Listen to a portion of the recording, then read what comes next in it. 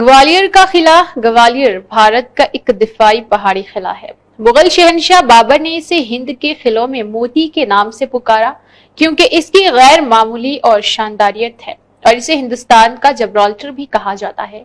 किले की तारीख 5वीं सदी या शायद इससे भी पहले के दौर तक की जाती है। पहाड़ी का पुराना नाम जैसा कि कदीम संस्कृत नौशाइस्ता जात में दर्ज है, गोपागिरी है।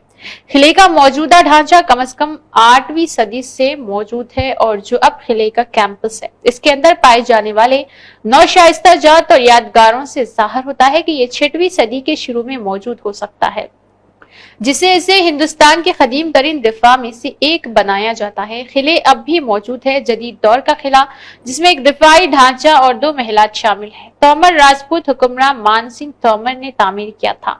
उसने गुप्ता, हुनों, प्रतिहारों, कछवाहों, तुमारों, पठानों, मुगलों, अंग्रेजों और मराठों के मुख्तलिफ किस्मतों का मुशाहिदा किया, जिसकी नुमाइंदगी ताकतवर सिंधियाई खानदान ने की थी, जिन्होंने अपने निशानात छोड़े हैं, अब भी महफूज है। मौजूदा दौर का किला एक दिफाई ढांचे और 2 अहम महलात, मन मंदिर और गजरी महल पर मुश्तमिल है, जो मान सिंह तोमर ने बनवाया था, जो इसकी गजर की बीवी मलिका मरगनियानी के लिए आखिरी है। दुनिया में सिफर का दूसरा कदीम तरीन रिकॉर्ड एक छोटे से मंदिर में पाया गया पत्थर के नौशाइस्ता पर अददी सिफर की अलामात का दूसरा कदीम तरीन रिकॉर्ड है, जिसकी जगह की कुदरत होती है, जैसा कि जदीद आशारी इशारे में है जो ऊपर के रास्ते पर वाक़ है।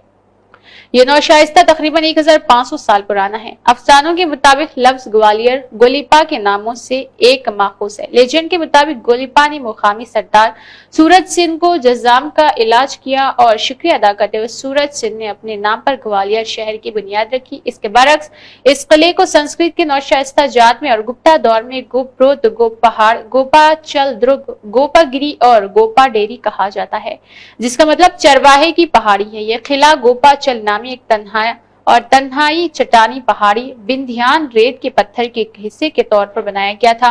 यह खुसूसियत लंबी, पतली और खड़ी है। ग्वालियर रेंज की चट्टान की तश्कील के रासियात रंग का रेत का पत्थर जो बेसाल्ट से ढका हुआ है। इसके बुलंद तरीन मुकाम पर एक उफ़क़ी लंबाई है और 342 फीट और औसत चौड़ाई 1000 गज स्ट्रीम एक करीब खड़ा टुकड़ा बनाया गया था। एक छोटी सी नदी महल के करीब से बहती है।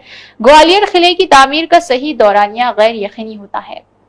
एक मुकामी रिवायत के मुताबिक यह किला 600 में सूरज सिंह नामी एक मुकामी बादशाह ने तामीर किया था। वो जज्जाम से ठीक हुआ जब गोलीपा नामी बाबा ने इसे एक मुकद्दस तालाब का पानी पेश किया, जो अब किले के अंदर है।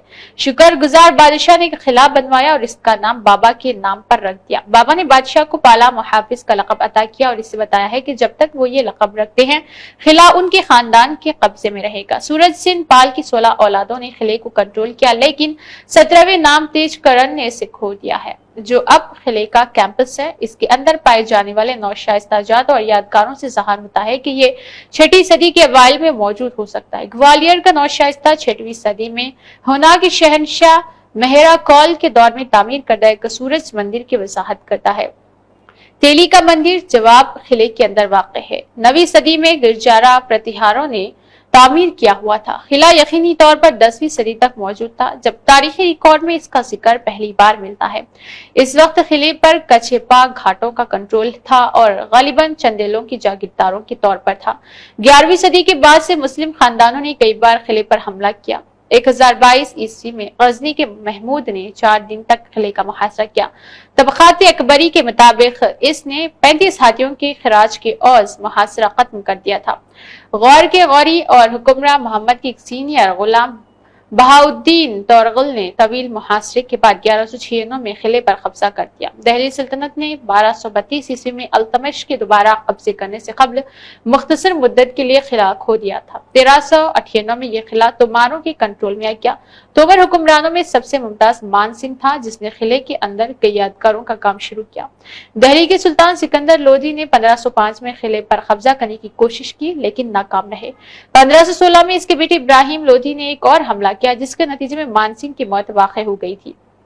तोमारों ने 1 साल की तवील मुहासरे के बाद बिलाखिर किला दिल्ली सल्तनत के हवाले कर दिया। एक दिहाई के अंदर और इसके अलावा मुगल शहनशाह बाबर ने दिल्ली सल्तनत से قلعے پر قبضہ کر لیا۔ مغلوں نے 1542 میں شیر شاہ سوری سے قلعہ کھو دیا۔ اس کے بعد اس قلعے پر قبضہ کر لیا گیا اور ہندو جنرل اور بعد میں دہلی کے آخری ہندو حکمران نے اپنی بہت سے مہموں کے لیے اپنے اڈے کے طور پر استعمال کیا، لیکن بابر کے پوتے اکبر نے 1558 میں اس پر دوبارہ قبضہ کر لیا۔ اکبر نے قلعے کو سیاسی قیدیوں کے لیے قید خانہ بنا دیا۔ مثال کے طور پر ابو القاسم کامران کے بیٹے اور اکبر کے چچا سات بھائی کو قلعے میں پکڑ کر قتل کر دیا گیا۔ گوالیار کا آخری تومر بادشاہ مہاراجہ رام شاہ تنور، جس نے اس وقت میواڑ میں پناہ لی تھی اور ہلدی گھاٹی کی جنگ میں لڑا تھا، وہ اپنے 3 بیٹوں کے ساتھ جنگ میں مارا گیا، جس میں شالیواہن سنگھ تومر بھی شامل تھا۔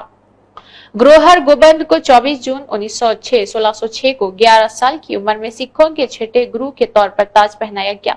اپنی جانشینی کی تقریب میں اس نے 2 تلواریں رکھی، ایک اس کی روحانی اتھارٹی اور دوسری اس کی دنیاوی اتھارٹی۔ مغل شہنشاہ جہانگیر کے ذریعے گرو ارجن کو پھانسی دینے کی وجہ سے گرو ہر گوبند شروع سے ہی مغل حکومت کے سرشار دشمن رہے۔ انہوں نے سکھوں کو مشورہ دیا ہے کہ وہ خود کو مسلح کرے اور لڑے۔ جہانگیر کے ہاتھوں ان کے والد کی موت نے انہیں سکھ کمیونٹی کے عسکری جہاد پر زور دینے پر اکسا دیا تھا۔ جہانگیر نے 1609 میں گوالیار کے قلعے میں 14 سالہ گرو ہر گوبند کو جیل میں ڈال کر جواب دیا۔ اس بہانے کے گرو ارجن پر عائد کیا گیا جرمانہ سکھوں اور گرو ہر گوبند نے ادا نہیں کیا تھا۔ یہ واضح نہیں ہے کہ اس نے قیدی کے طور پر کتنا وقت گزارا۔ ان کی رہائی کا سال یا تو 1611 یا 1612 لگتا ہے، جب گرو ہر گوبند تقریباً 16 سال کے تھے۔ فارسی ریکارڈ جیسا کہ دبستان مذہب بتاتے ہیں کہ اسے 12 سال تک جیل میں رکھا گیا، بشمول گوالیار میں 1617 تا 1619، جس کے بعد اسے اور اس کی کیمپ کو جہانگیر نے مسلم فوج کی نگرانی میں رکھا۔ سکھ روایت کے مطابق گرو ہر گوبند کو دیوالی کے موقع پر جیل کی غلامی سے رہا کیا گیا تھا۔ سکھ تاریخ کے اس اہم واقعے کو اس بندی چھوڑ دیوس کا تہوار کہا جاتا ہے۔ اورنگزیب کے بھائی مراد بخش اور بھتیجے سلیمان شکوہ کو بھی قلعے میں پھانسی دے دی گئی۔ یہ قتل من مندر محل میں ہوا اور اس کے علاوہ شکوہ کو 1659 سے 1675 تک قلعہ گوالیار میں قید کیا گیا تھا۔ اورنگزیب کے بیٹے محمد سلطان کو جنوری 1661 سے دسمبر 1672 تک قلعے میں قید کیا گیا تھا۔ اورنگزیب کی موت کے بعد گوالیار کے جاٹ حکمرانوں نے گوالیار میں اس کے لیے راجہ سنگھ کو حکومت بنایا۔ گوالیار کی جنگ مراٹھوں نے اورنگزیب کی موت کے بعد شمالی وسطی ہندوستان میں زوال پذیر مغلیہ سلطنت کے زیر قبضہ بہت سے علاقوں پر قبضہ کر لیا تھا۔ شمالی ہندوستان میں مراٹھا حملے پیشوا باجی راؤ کے حملے تھے۔ 1756 تا 1755 میں مراٹھوں نے گوہد کے جاٹ حکمرانوں کو شکست دے کر گوالیار کے قلعے پر قبضہ کر لیا تھا۔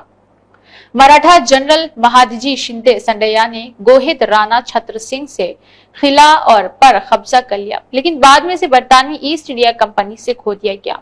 3 اگست 1780 کو کیپٹن پوہم اور بروس کی قیادت میں کمپنی فورس نے 12 گرینیڈر اور 30 سپاہیوں کے ساتھ رات کے وقت ایک چھاپے میں قلعے پر قبضہ کر لیا تھا۔ دونوں فریقوں کو مجموعی طور پر 20 سے کم زخمی ہوئے۔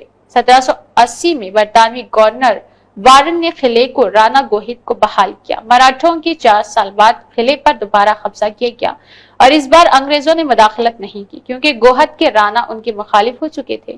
دولت راؤ سندھیا نے دوسری اینگلو مراٹھا جنگ کے دوران قلعہ انگریزوں سے کھو دیا۔ 1808 اور 1884 کے درمیان سندھیوں اور انگریزوں کے درمیان قلعے کی کنٹرول میں متواتر تبدیلیاں ہوئی۔ جنوری 1844 میں مہاراج پور کی جنگ کے بعد قلعے پر مراٹھا سندھیا خاندان کی ریاست گوالیار کے بھی حکومت کی اور حفاظت کے طور پر قبضہ بھی کیا۔ 1857 کی بغاوت کے دوران گوالیار میں تعینات تقریباً 6500 سپاہیوں نے کمپنی کی حکمرانی کے خلاف بغاوت کی، حالانکہ کمپنی کے جاگیردار حکمراں جیاجی راؤ سندھیا انگریزوں کے وفادار رہے۔ انگریزوں نے جون 1858 میں قلعے کا کنٹرول سنبھالا۔ انہوں نے جیاجی راؤ کو کچھ علاقہ دیا لیکن گوالیار کے قلعے کا کنٹرول برقرار رکھا۔